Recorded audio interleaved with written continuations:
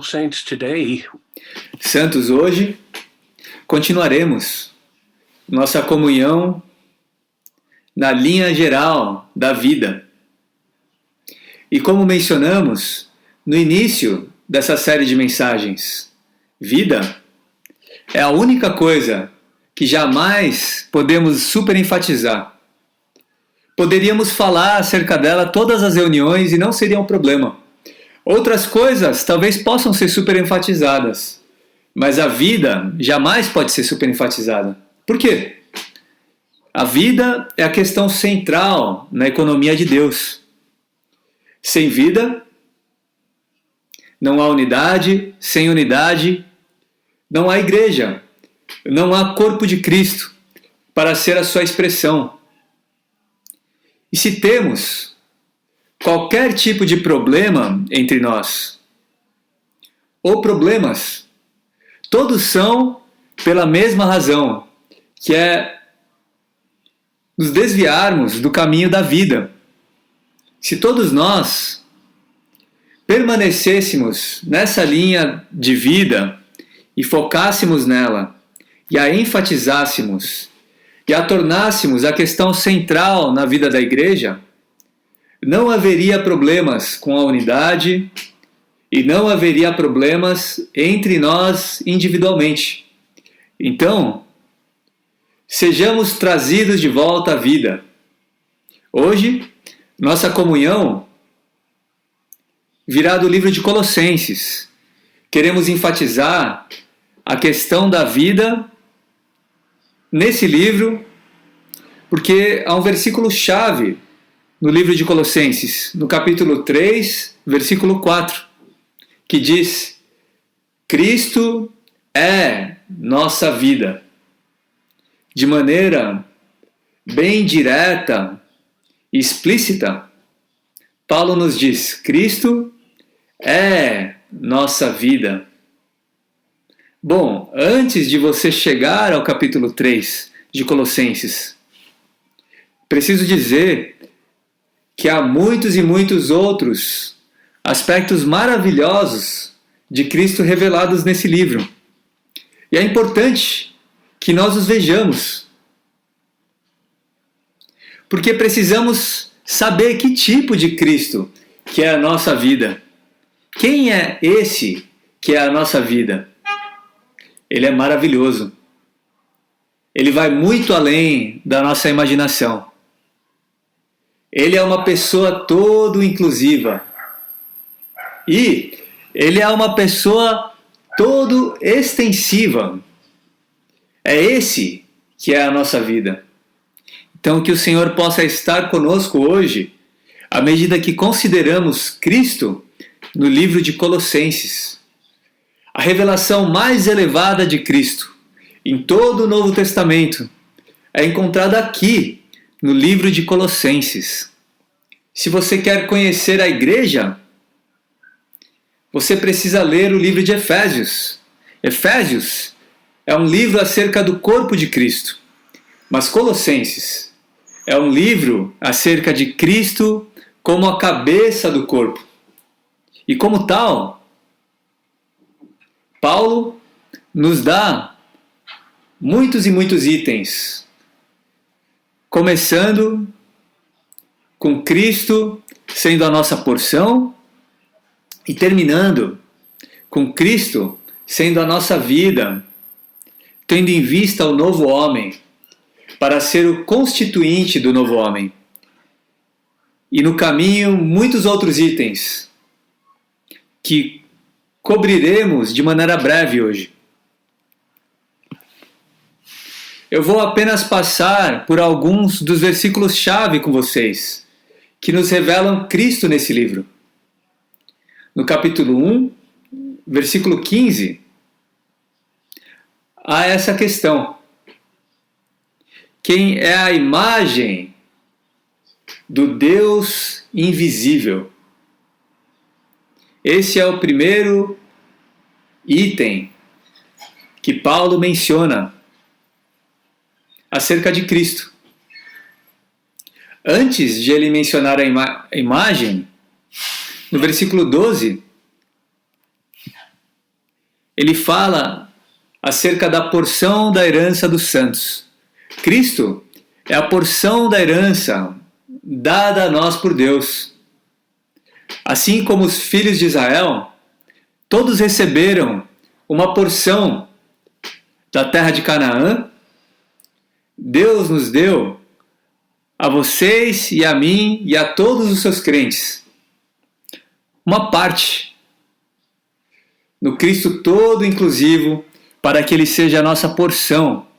E a palavra porção implica um tipo de desfrute, um tipo de comida, um tipo de suprimento.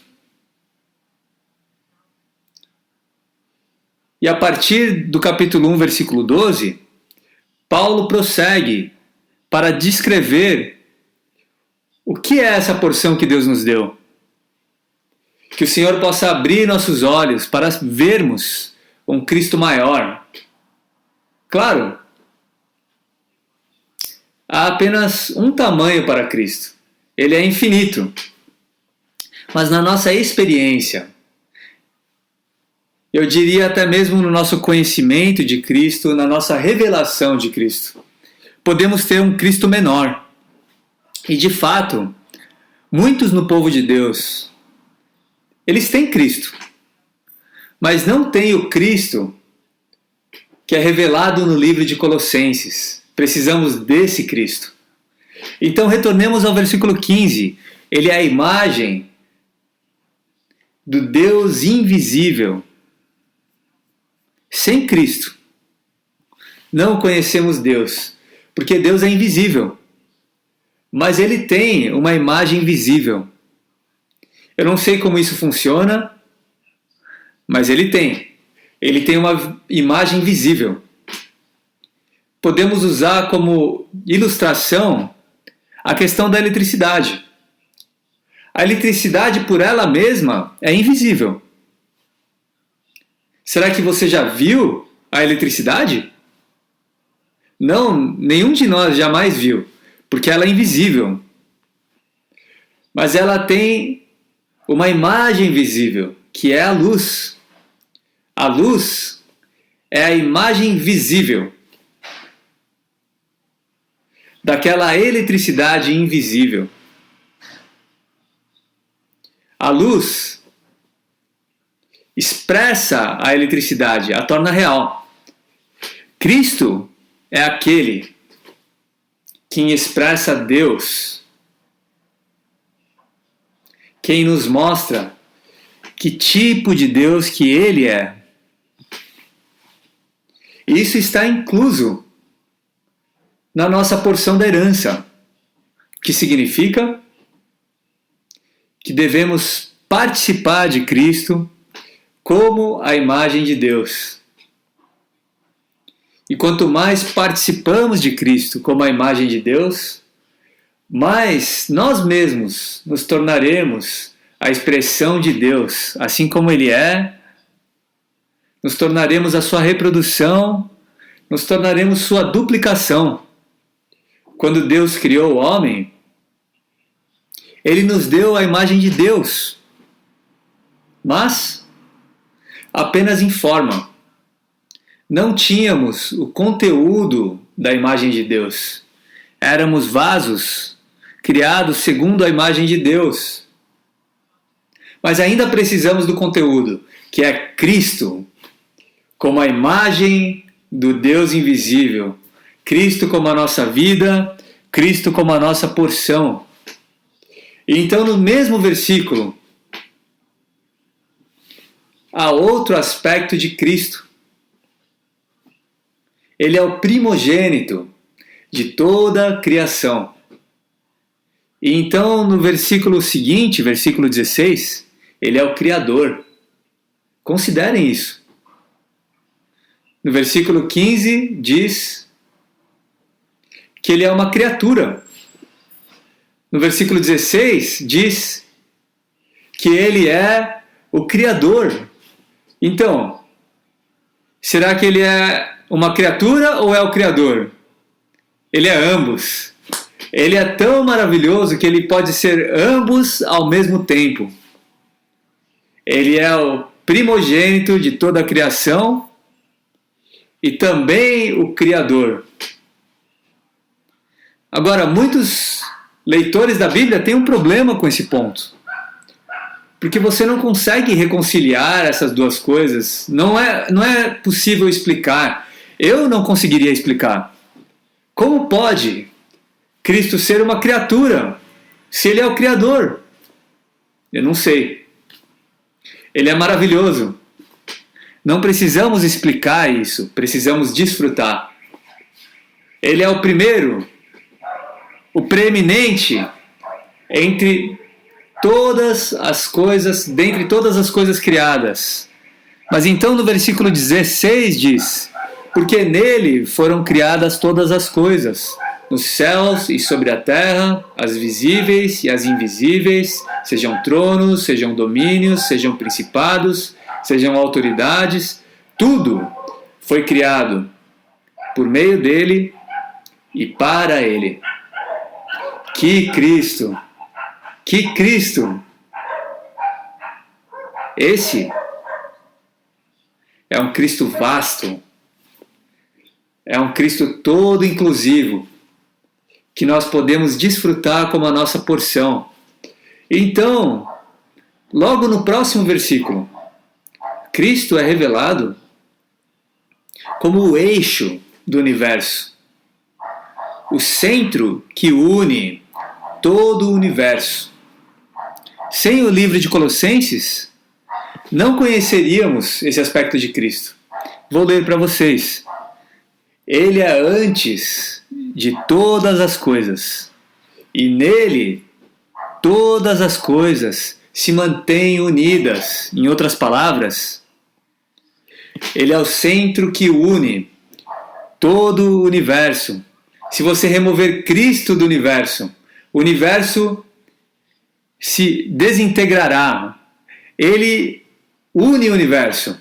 Eu não sou um cientista, mas eu sei que os cientistas creem que há algum tipo de força que une o universo, que mantém o universo unido. Eles não têm o nome para essa força, mas eu posso dar para eles o nome dessa força. Seu nome é Jesus Cristo. Ele é o centro que une o universo. Ele é o que evita que tudo venha a desabar. E sabem que podemos experimentá-lo como aquele que vai evitar que nós venhamos a desabar.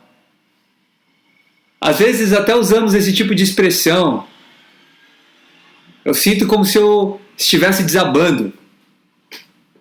Bom, você tem uma porção que mantém unido todo o universo. Ele pode manter você unido, manter você em pé, cada parte da sua alma. Eu gostaria de ler uma estrofe de um hino, o hino 298. Vou ler apenas a estrofe 3, é um hino maravilhoso. Diz: a aliança, sangue seu, sempre sustentam-me em pé.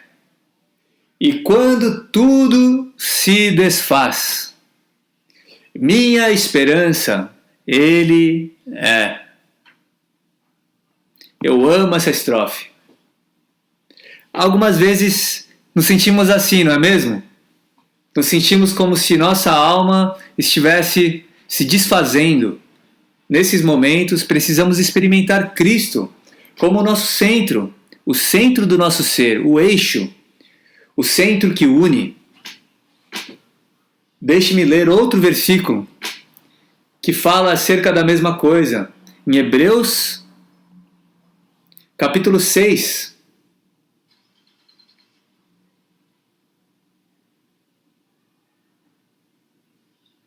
Hebreus 6, 19, diz o seguinte: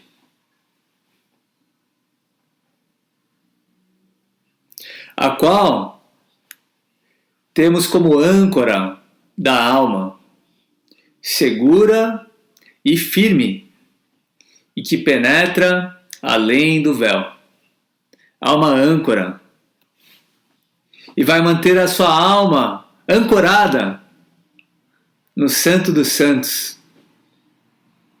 Esse é o pensamento ali em Hebreus 6. Santos, esse Cristo é a nossa porção, o eixo, o centro que une o universo. Quando nós participamos dele, quando nós o comemos, quando tomamos a sua palavra, jamais desabaremos. Sempre seremos mantidos unidos, em pé. E no versículo 18, há outro aspecto de Cristo. Uau, Paulo é de fato um escritor maravilhoso. Ponto após ponto, versículo após versículo, vemos outro aspecto de Cristo. O Cristo, quem Paulo viu, é tão grande, é tão vasto, é tão maravilhoso. Eu vou ler o versículo 18. Ele é a cabeça do corpo. Vejam que esse é um livro acerca de Cristo como a cabeça. Ele é o princípio, o primogênito dentre os mortos, para que tenha o primeiro lugar em todas as coisas. Compare isso com o versículo 15. O versículo 15 nos diz que Cristo é o primogênito de toda a criação. Mas o versículo 18 nos diz que Cristo é o primogênito dentre os mortos. Se você juntar esses dois versículos, primogênito da criação se refere à velha criação. O primogênito na ressurreição é a nova criação. Isso significa que Cristo tem o primeiro lugar em ambos, na velha criação e na nova criação. Eu aprecio a beleza do universo criado. Mas não se esqueçam, Cristo tem o primeiro lugar no universo criado. Eu creio que é Romanos 1 que fala acerca de algumas pessoas que adoram a criação ao invés de adorar o Criador. Na Filipinas há alguns lugares muito, muito bonitos. Alguns são os lugares mais belos que eu já vi. Mas vocês sabem o que é ainda mais belo? O Cristo todo inclusivo. Ele é o primeiro. Ele tem o primeiro lugar. Ele é o preeminente. Significa que ele também deve ter. Porque o preeminente é a nossa porção. Ele também deve ter o primeiro lugar em nós. Ele deve ter o primeiro lugar no nosso ser. Ele deve ter o primeiro lugar na nossa vida. Ele deve ter o primeiro lugar na nossa família. Ele deve ter o primeiro lugar no nosso casamento. Ele deve ter o primeiro lugar na nossa vida da igreja. Ele deve ter o primeiro lugar no nosso serviço. Não estamos falando apenas de quem Cristo é objetivamente, apesar de ser incrível e maravilhoso ver quem Ele é. Mas estamos falando acerca de todas essas riquezas de Cristo se tornando a nossa porção de fato. Então, se Ele tem o primeiro lugar no universo, Ele precisa ter o primeiro lugar em nós, na nossa vida e no nosso viver. Senão é apenas um ensinamento. Isso é capítulo 1. Agora vamos ao capítulo 2 de Colossenses. E aqui há outro aspecto de Cristo que você vai encontrar apenas no livro de Colossenses. Muitos aspectos de Cristo em Colossenses estão apenas em Colossenses. O versículo 2 diz,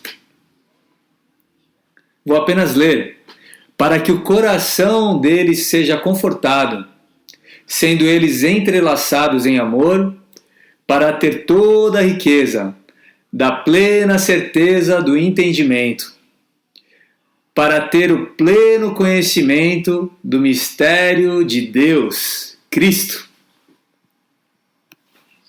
Cristo é o mistério de Deus. Estamos, em certa medida, acostumados a falar essas coisas, mas eu vou dizer para vocês que não há muitos leitores da Bíblia que prestam qualquer tipo de atenção a esse aspecto de Cristo. O que queremos dizer quando dizemos que Cristo é o mistério de Deus? Significa que o próprio Deus é um mistério.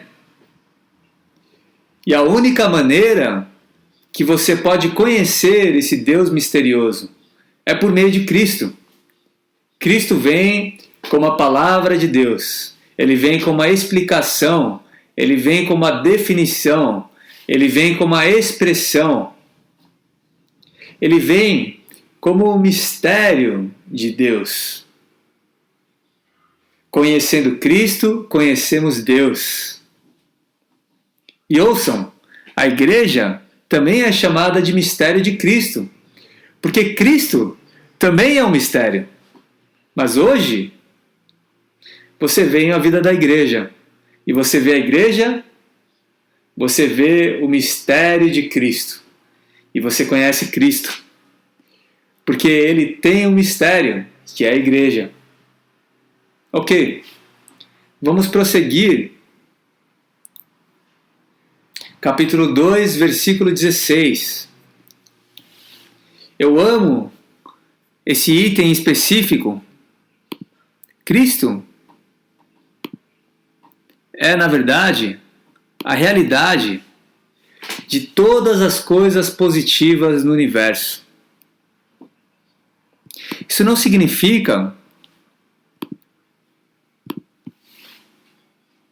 que tudo também é Cristo, ou que tudo é Deus. Não, isso seria panteísmo. Nós não cremos nisso. Mas sim cremos que se há algo positivo nesse universo, a realidade disso é Cristo.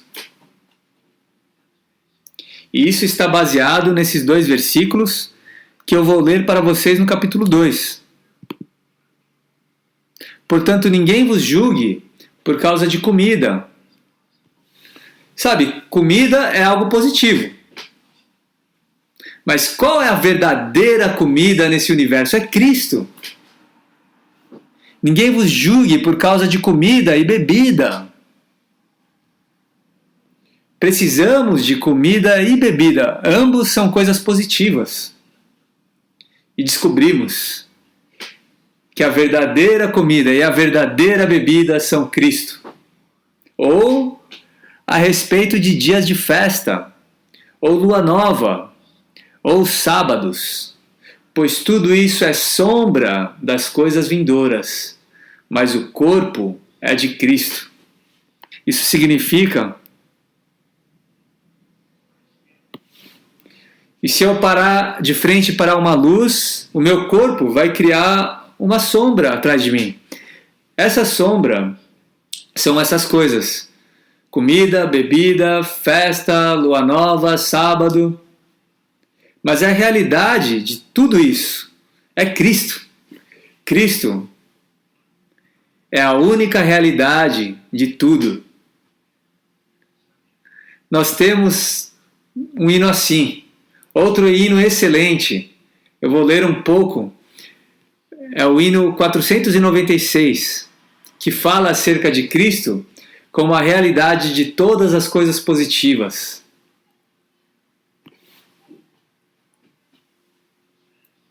Diz: de tudo Cristo realidade é, de Deus, do homem e de tudo o mais. Ninguém jamais sem Cristo achou a Deus. Sem Ele, tudo é falso e fugaz. É verdade, não é mesmo? Todos os tipos, sombras e sinais. tudo que temos, precisamos ter. São só de Cristo prefiguração. Mostram que tudo em todos Ele é. Eu amo isso. Vou para a estrofe 4. Cristo, o Senhor e nosso Deus real. Cristo, a nossa vida e luz reais. Real bebida e comida é a nossa veste e poder veraz. Então, a última estrofe.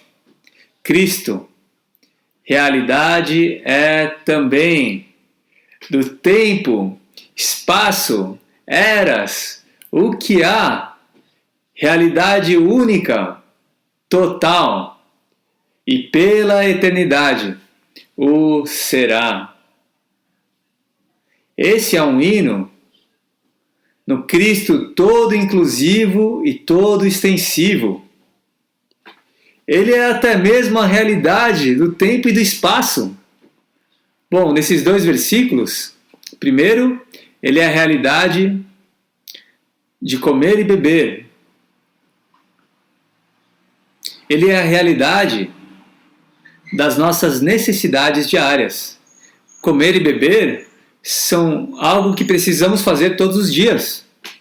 Isso significa que precisamos comer e beber Cristo todo dia, não toda semana, não todos os meses, mas todos os dias, porque Ele é a realidade das nossas necessidades diárias, e não apenas isso. Cristo é a realidade da nossa festa.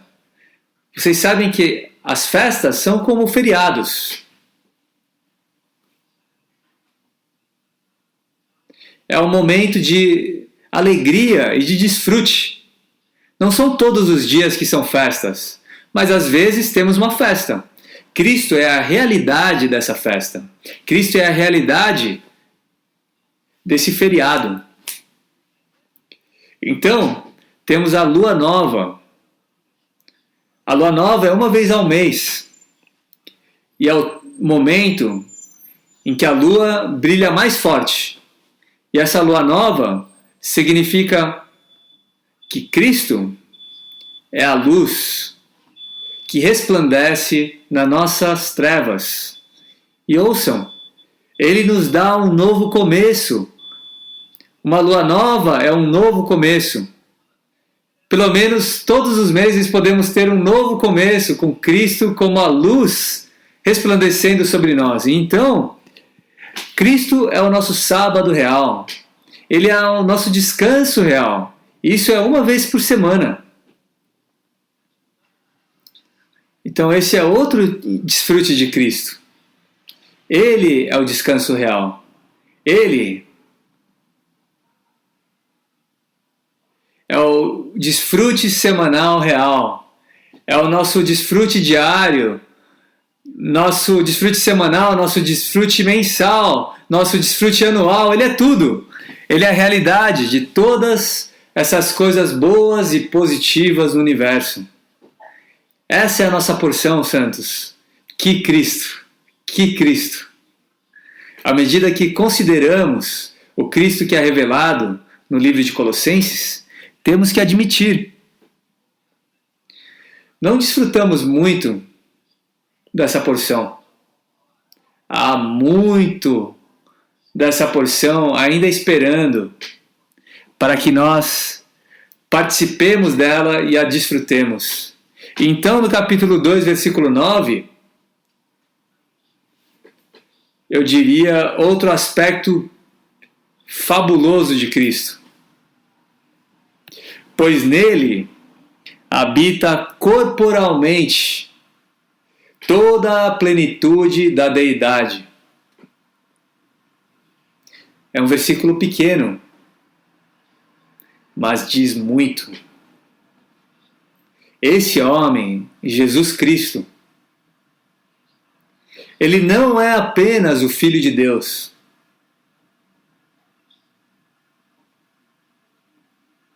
Esse é um entendimento inadequado. A Bíblia não nos diz que o Filho de Deus se tornou homem. Não. A palavra, quem é Deus, se tornou carne.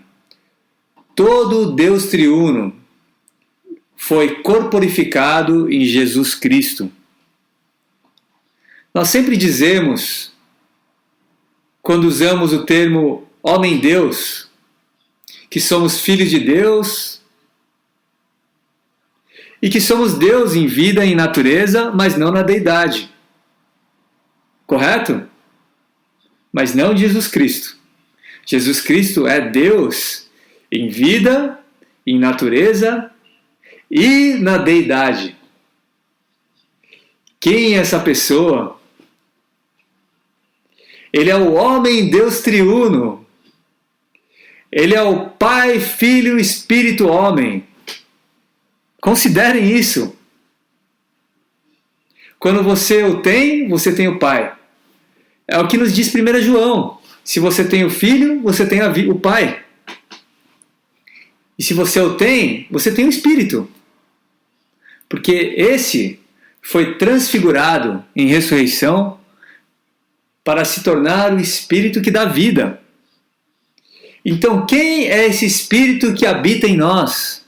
Eu vou dizer para vocês. Ele é o Deus triuno.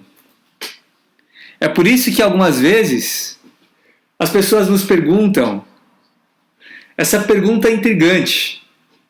Elas dizem, por que quando vocês oram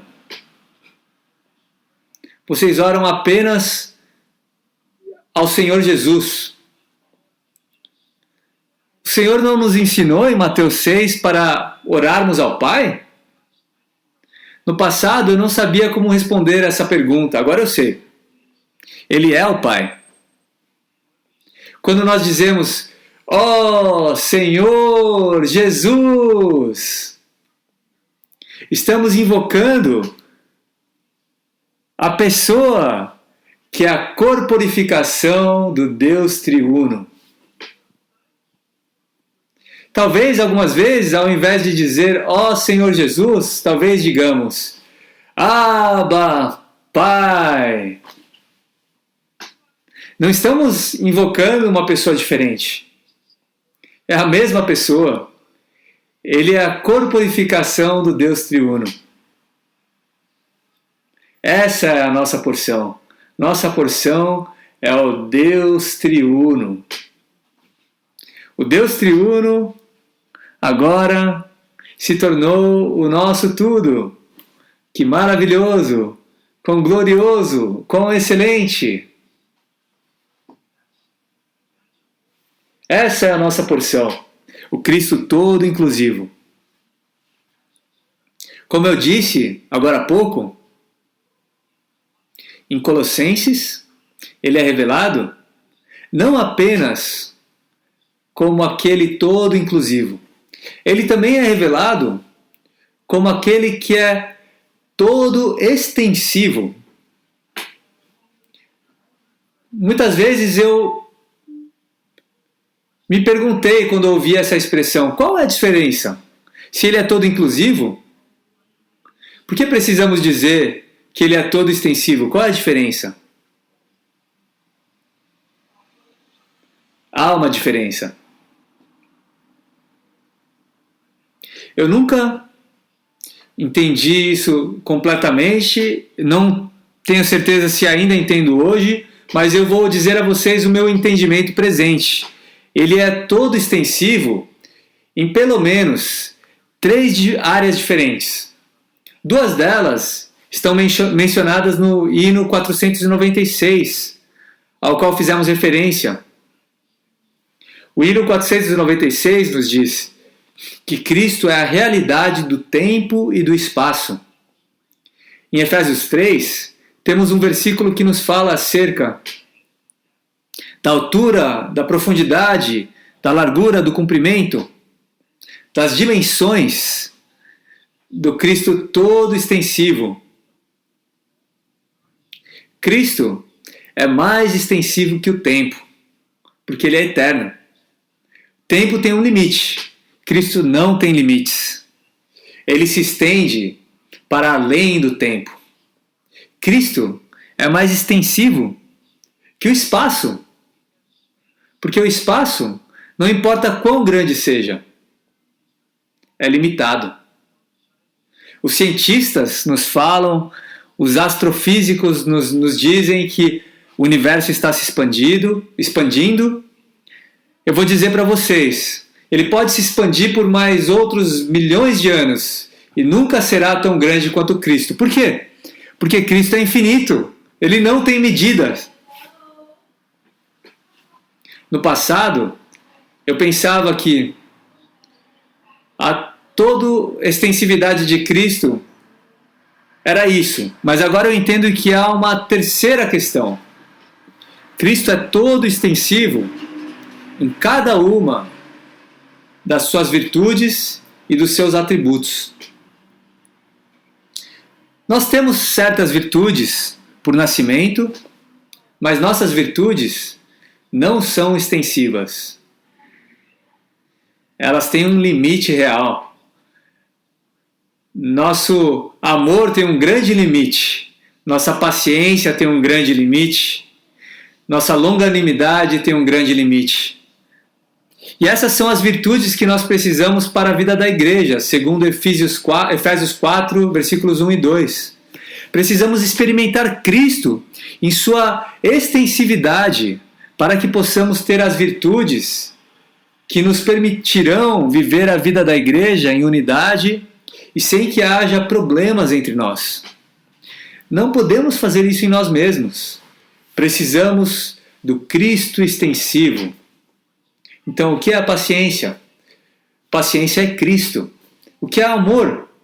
Amor é Cristo. O que é longanimidade? Longanimidade é Cristo. Todas as virtudes positivas são Cristo. E ouçam, elas são o Cristo ilimitado. Ele ama sem limites. Ele perdoa sem limites. Irmãos e irmãs, será que podemos experimentar o perdão ilimitado de Cristo? Pedro perguntou ao Senhor, porque ele percebeu: eu consigo perdoar, mas apenas até certo limite.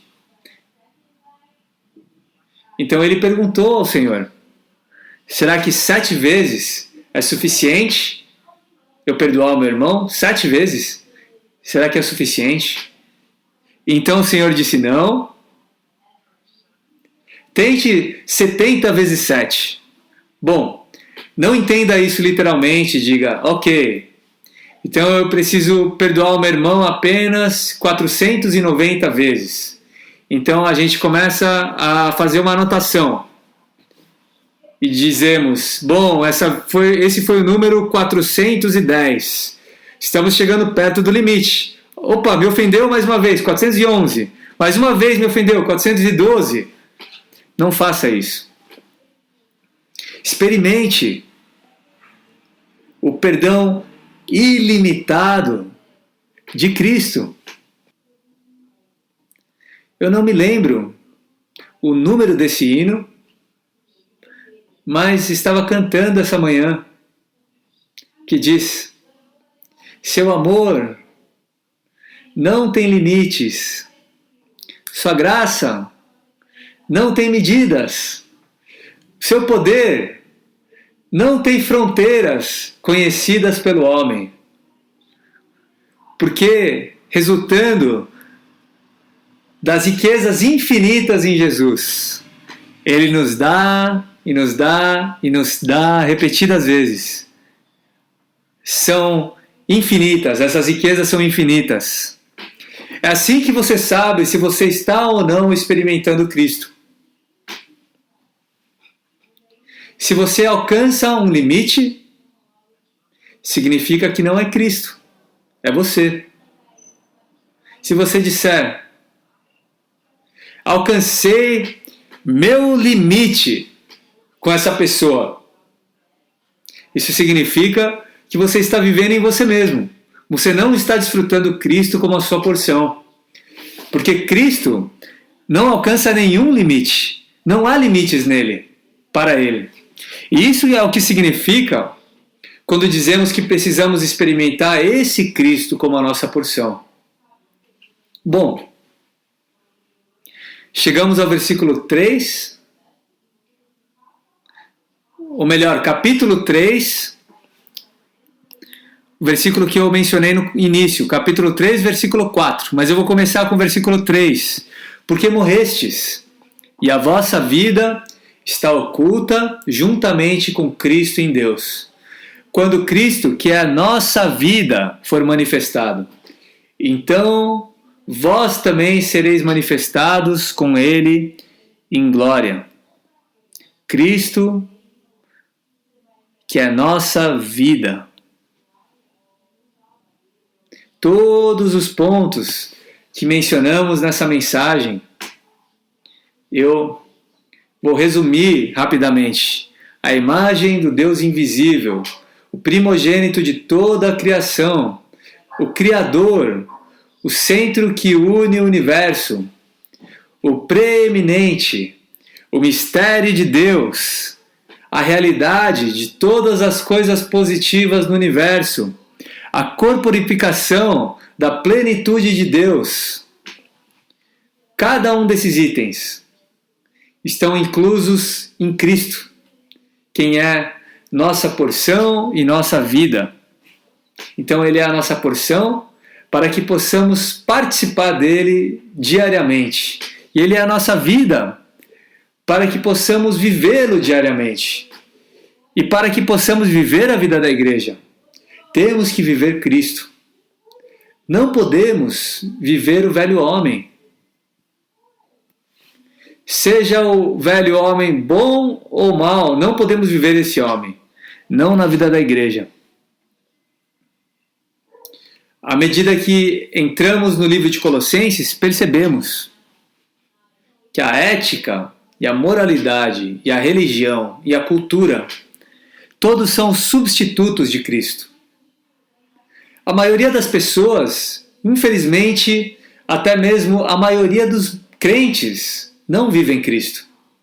Eles vivem a ética, moralidade, religião e principalmente cultura.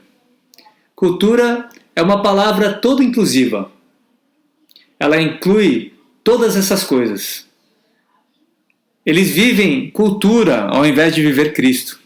Mas esse livro nos mostra que Cristo precisa ser a nossa vida. Ele precisa ser aquele quem vivemos. E se nós o vivermos, poderemos ter o um só novo homem. Essa é a meta. É por isso que Cristo é a nossa porção e nossa vida. Para que haja a realidade e a praticalidade do um só e novo homem. Mas isso apenas ocorrerá se vivermos Cristo. Eu amo essa expressão. A primeira vez que eu a ouvi, eu era tão jovem. E eu pensei, talvez o inglês do irmão Lee não seja tão bom, porque ele disse, precisamos viver Cristo. E eu disse, nós não falamos assim em inglês. Bom, é uma linguagem celestial. E a linguagem que Paulo usou. Paulo tinha esse entendimento. Vivemos outra pessoa. Não é mais eu quem vivo, mas Cristo. Porque para mim, viver é Cristo. Essa foi a experiência de Paulo. Essa precisa se tornar a nossa experiência. Não sei como vocês se sentem depois de ouvir acerca desses itens de Cristo. Talvez sintamos que é algo muito elevado, que estamos falando do centro do universo, da corporificação do Deus triuno é muito elevado. Mas eu vou dizer algo a vocês, a revelação é muito elevada e é muito, muito profunda. Mas eu tenho boas novas. A experiência, na verdade, é bem simples. É como a vida humana. Será que você consegue explicar a sua vida humana? Será que você pode definir a vida humana? Nem mesmo os médicos concordam no que é que constitui a vida humana. E quando a vida humana começa e quando ela termina. Na verdade, é muito complexo. Mas viver a vida humana, na verdade, é bem fácil. Agora mesmo, vocês e eu, todos estamos vivendo a vida humana. Será que é difícil viver a vida humana? Será que você está tendo dificuldades em ser humano? Não, é simples. Você come, você descansa, você se exercita. É só cuidar de alguns princípios de vida e você não precisa entender as complexidades da vida humana para viver a vida humana. E você não precisa entender com a sua mente tudo acerca do Cristo, todo inclusivo e todo extensivo para vivê-lo. Então você talvez me diga, então por que nós estamos falando acerca disso, se não precisamos disso? Eu vou dizer a vocês que há um princípio importante aqui. Nossa experiência vem baseada na revelação de Cristo que nós temos. Precisamos ver Cristo. Isso é fundamental, e quanto mais vemos Cristo, mais Ele pode nos guiar a uma experiência normal de Cristo. A maioria dos crentes tem uma visão muito pequena de Cristo. Se você falar com eles acerca do mistério de Deus ou do centro que une o universo, eles te dirão, bom, tudo que eu sei é que Ele é meu Salvador, que Ele é o Cordeiro de Deus. Sim, Ele é. E nós precisamos desse aspecto de Cristo também. Mas Deus tem uma meta. E essa meta é o novo homem. E a única maneira que eu e vocês podemos alcançar essa meta é por meio de experimentar esse Cristo que é revelado em Colossenses.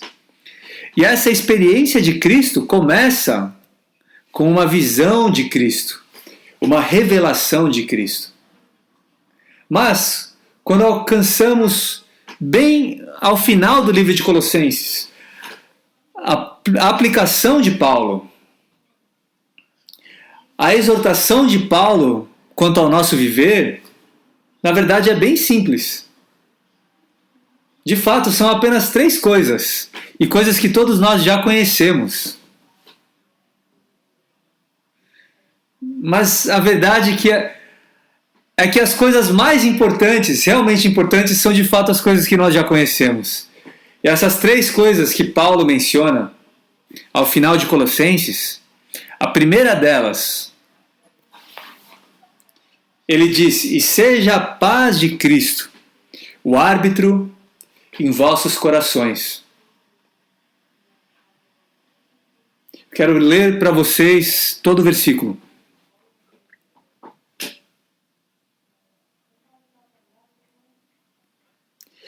E seja a paz de Cristo o árbitro em vossos corações, a qual também fostes chamados em um só corpo, e sede agradecidos. A arbitragem da paz de Cristo é para manter a paz no corpo de Cristo. O corpo de Cristo precisa ter paz. Os membros precisam estar em paz uns com os outros. E como isso pode ocorrer?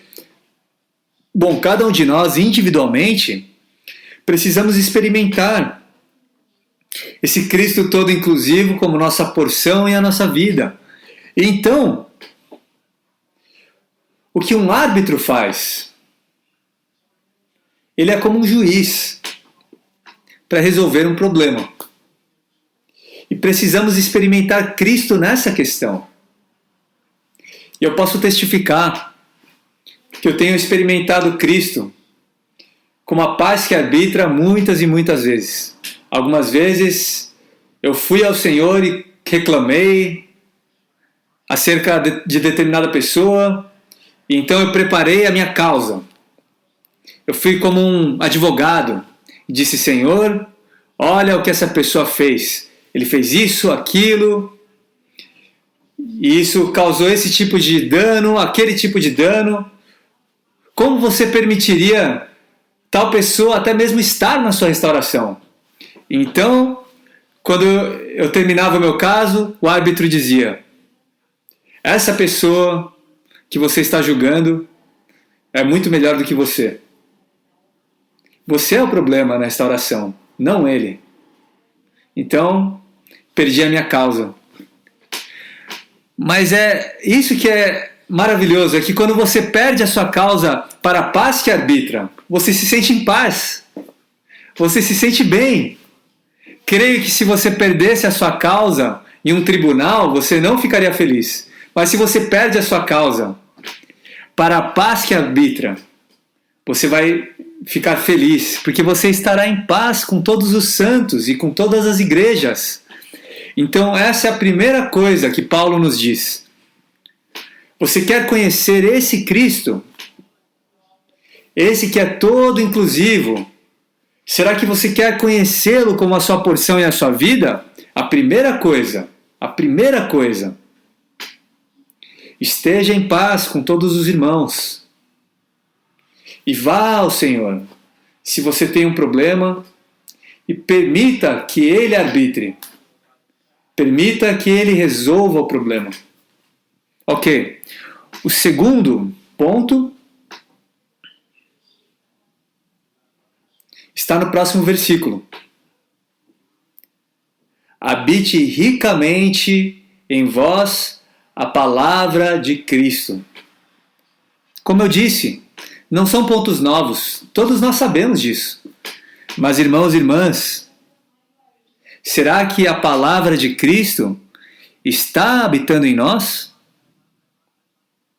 Eu gosto como a maneira como Paulo fala. Ele não diz para lermos a Bíblia. Ele disse: habite ricamente em vós a palavra. Claro que isso inclui ler a Bíblia. Se você não lê a Bíblia, a palavra de Cristo não vai habitar em você ricamente. O que eu estou dizendo é que a maneira como Paulo fala é cheia de significado, porque todos nós sabemos que simplesmente ler não é suficiente. Precisamos aprender a comer o Senhor. Em João 6,57, o Senhor nos deu o segredo do seu viver humano. Na primeira metade do versículo ele disse: assim como o Pai que vive me enviou, e eu vivo pelo Pai. Esse era o segredo do seu viver. Então, na segunda metade do versículo, ele nos dá o segredo para o nosso viver. Ele diz: também. Ou você também pode traduzir da mesma maneira: quem de mim se alimenta, por mim viverá. O Senhor está nos dizendo: a maneira como eu vivi a minha vida humana é que eu comi a palavra de Deus. Por meio da palavra de Deus, eu vivi o Pai. Eu vivi outra pessoa como a minha vida. E agora, vocês podem fazer o mesmo. Vocês podem. Vocês precisam apenas comer a palavra de Deus, que é a maneira tangível de você tocar o Espírito. Creio que vocês estão familiarizados com João 6. O Senhor disse aos seus discípulos que eles precisavam comê-lo. Ele até mesmo disse que eles precisavam comer a minha carne, beber o meu sangue, ou não terão vida. Isso os incomodou muito, porque soava como canibalismo. Então ele explicou a eles. Ele disse: não, é o Espírito que dá vida. A carne para nada aproveita. As palavras que eu vos tenho dito são Espírito e são vida. As palavras são Espírito e vida. Irmãos e irmãs, precisamos aprender como permitir que a palavra de Cristo habite em nós. Vocês sabem que essa palavra habitar é muito próximo, muito próxima da palavra em Efésios 3,17, que traduzimos que Cristo faça sua habitação. É muito próxima. Quando nós dizemos que uma pessoa habita, nós dizemos: eu habito na minha casa. Eu estou aqui falando para vocês da minha casa, e aqui é onde eu habito. Mas eu não digo que esses livros habitam. Não. Nós usamos a palavra habitar nos referindo a uma pessoa. Ainda assim, aqui diz permitir que a palavra habite. Permitir que a palavra de Cristo habite em nós equivale a dizer que Cristo faça a sua habitação em nosso coração. Na verdade, é a mesma coisa. E o segredo é como nós manejamos essa palavra de Deus. Maneja todos os dias, mas maneja da seguinte maneira: esse livro não é um livro comum. Como o Senhor disse em Mateus 5, ele disse isso aos religiosos: examinais as Escrituras, porque credes que nela está a vida eterna, mas não queres vir a mim para que tenhais a vida eterna. Isso significa: não separe a pessoa da palavra. Sempre que vamos à palavra, precisamos ir à pessoa. Essa é a meta. A meta não é adquirir o conhecimento das palavras ou memorizá-las, todas elas. A meta é conseguirmos a pessoa e fazer com que essa pessoa habite ricamente em você. É isso que nós precisamos aprender. Eu oro por isso, especialmente por todos os jovens. Vocês podem experimentar isso ainda jovens. Ok, a terceira coisa que Paulo menciona, e vamos terminar, no capítulo 4 ele diz: perseverai na oração. Então, como experimentamos o Cristo todo inclusivo e todo extensivo? Por meio da paz de Cristo, por meio da palavra de Cristo e por meio da oração. Tenham tempo todos os dias para orar juntamente com a palavra de Deus, combinando a oração com a palavra de Deus. Essa é a maneira de comer o Senhor. Nós oramos as palavras, não apenas lemos as palavras. Isso é algo que precisamos todos os dias. Tente por uma semana. Tente por um mês. Sua vida mudará. Se nós simplesmente cuidarmos desses princípios básicos de vida, creio que foi suficiente por hoje. Que o Senhor nos apacente para a experiência e o desfrute de Cristo como nossa porção e a nossa vida para o novo homem. Queridos santos, louvado seja o Senhor por sua restauração, onde temos desfrutado de um rico suprimento. Como nosso irmão Whitney Lee disse, no estudo Vida de Êxodos. Louvado seja o Senhor pelo ministério em sua restauração. Todos nós comemos de uma só árvore, a árvore da vida. Não temos nenhuma outra fonte. Dei milhares de mensagens, mas todas essas mensagens transmitem um alimento, uma dieta. Cristo como o único alimento para o povo de Deus. Santos, estamos num único fluir. O Senhor Jesus disse em João 7,38, quem crer em mim, como diz as Escrituras, do seu interior fluirão rios de água viva. Em Apocalipse 22:1, nós lemos, então me mostrou o rio da água da vida, brilhante como cristal, que sai do trono de Deus e do Cordeiro. Embora o trono seja o trono da autoridade, o trono do encabeçamento, dele flui o rio da água da vida. Apocalipse 22:1. Deus, no Cordeiro, flui como graça para o nosso desfrute. O Senhor hoje, através desse fluir, quer ganhar um grupo de vencedores. Hoje, Ele está chamando esses vencedores. Os vencedores são produzidos pelo Cristo vencedor, como o Espírito 7 vezes intensificado, e eles têm encargo pela edificação do corpo de Cristo, como a preparação da noiva de Cristo. Os vencedores estão alimentando seus conservos. No livro 3 Aspectos da Igreja, livro 2, o curso da Igreja, nosso irmão escreve, portanto, os vencedores devem constantemente manter seu amor pelo Senhor na desolação da Igreja. Muitos entre nós já experimentaram trabalhar para o Senhor sem amá-lo. Não devemos fazer de nosso serviço uma profissão.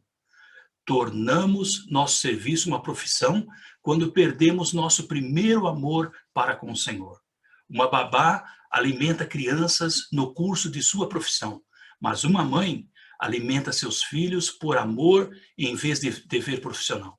Se nossa pregação do Evangelho é apenas um dever, nós caímos.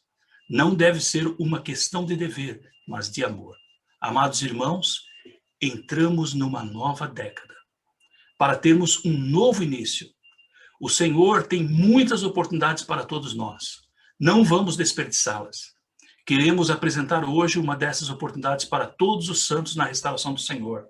Contribuir para a propagação das palavras do ministério através do projeto Rema Books. Participando desse projeto, você terá a oportunidade de fluir, alimentar e propagar. Veja o vídeo em seguida com as informações importantes para todos os que desejarem participar da promoção da literatura do ministério. Se há uma vontade, então vai haver um caminho. Nos últimos anos, o Rema Books tem distribuído gratuitamente milhares de livros do ministério em todas as regiões do país. Desde então, mais de 13 mil buscadores foram alcançados. Muitas pessoas em todo o Brasil estão abertas para receber a palavra pura do Senhor. Agora, há a necessidade e a oportunidade de que mais irmãos e irmãs, com um coração ardente pelo Senhor e pelo Evangelho, também estejam envolvidos com este encargo. O objetivo principal deste projeto é ajudar os buscadores a conhecerem a verdade para que tenham uma experiência renovada com o Senhor Jesus. Os irmãos que desejam saber mais devem preencher um breve formulário de interesse até o dia 19 de maio de 2021. Formulário e outras informações do projeto estão disponíveis neste link.